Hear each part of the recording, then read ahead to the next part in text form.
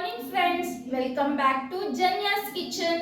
ಇವತ್ತು ಮೊಳಕೆ ಕಟ್ಟಿದ ಕಾಳಿಂದ ನಾನು ದೋಸೆ ಮಾಡೋದು ಹೇಗೆ ಅಂತ ತೋರಿಸ್ತೀನಿ. ಇದು ಮೊಳಕೆ ಕಟ್ಟಿದ ಕಾಳುಗಳು, ಎಲ್ಲ ಥರ ಕಾಳುಗಳನ್ನ ಮೊಳಕೆ ಕಟ್ಟಿದ್ದೀನಿ. ಇದು 1 ಗ್ಲಾಸ್ ಅಕ್ಕಿ, ಇದು 2 ಗ್ಲಾಸ್ ಕಾಳು ಮತ್ತು ಇದು 1 ಗ್ಲಾಸ್ ಅಕ್ಕಿ ಜೊತೆಗೆ ಜೀರಿಗೆ ಮತ್ತು ಮೆಂತ್ಯ ಎರಡು ನೆನೆಸಿಟ್ಕೊಂಡಿದ್ದೀನಿ. ಇದು 2 ಗಂಟೆ ಕಾಲ ನೆನೆಸಿದ್ರೆ ಸಾಕು. ಮತ್ತು ಗುಂಟೂರು ಮೆಣಸಿನ್ಕಾಯಿ ಒಂದು 15 ತೊಗೊಂಡಿದ್ದೀನಿ, ಈರುಳ್ಳಿ ಒಂದು 2 ತೊಗೊಂಡಿದ್ದೀನಿ, ಶುಂಠಿ, ಬೆಳ್ಳುಳ್ಳಿ ಮತ್ತು ಸ್ವಲ್ಪ ಉಪ್ಪು, ಇದನ್ನೆಲ್ಲ ಹಾಕಿ ರುಬ್ಬಬೇಕು. ಮತ್ತು ಇದನ್ನು ಹುಳಿ ಬರೋ ಥರ ಬೇಕಾಗಿಲ್ಲ, ಇದು ಹಂಗೆ ರುಬ್ಬಿ ಹಂಗೆ ಮಾಡೋ ದೋಸೆ. ಇವಾಗ ನಾವು ಇದನ್ನೆಲ್ಲ ಸೇರಿಸಿ ರುಬ್ಕೊಬರೋಣ ನುಣ್ಣಕ್ಕೆ. ಈರುಳ್ಳಿ, ಬೆಳ್ಳುಳ್ಳಿ, ಶುಂಠಿ, ಒಣಗಿದ ಮೆಣಸಿನ್ಕಾಯಿ,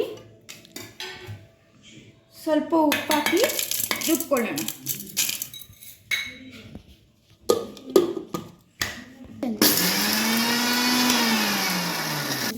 ಈಗ ದೋಸೆ ಹಿಟ್ಟು ರೆಡಿಯಾಗಿದೆ ಫ್ರೆಂಡ್ಸ್, ನೋಡಿ ಈ ಥರ ಆಗುತ್ತೆ ರುಬ್ದಾದ್ಮೇಲೆ. ಈಗ ನಾವು ಹೆಂಚಿಟ್ಕೊಂಡಿದ್ದೀನಿ, ಹೆಂಚು ಕಾದಾದ್ಮೇಲೆ ನಾವು ಇದನ್ನು ಹಾಕೋಣ.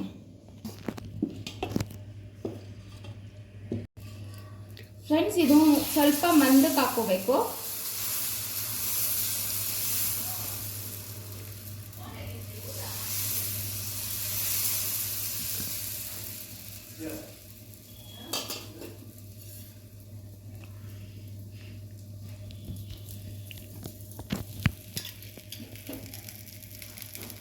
ಇದು 2 ಕಡೆನೂ ಬೇಯಿಸ್ಕೋಬೇಕು.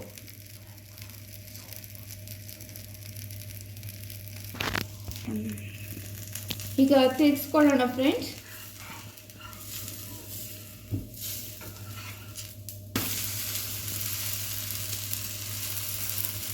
ಇದು ಒಳ್ಳೆ ಕಲರ್ ಬರುತ್ತೆ, ಟೇಸ್ಟಿಯಾಗಿರುತ್ತೆ, ಇದು ಪ್ರೋಟೀನ್ ರಿಚ್.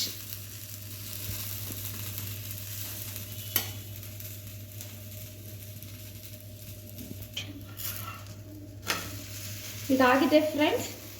ಈಗ ಇನ್ನೊಂದು ಹಾಕ್ಕೊಳ್ಳೋಣ. ಸ್ವಲ್ಪ ಮಂದಕ್ಕೆ ಹಾಕೋಬೇಕು.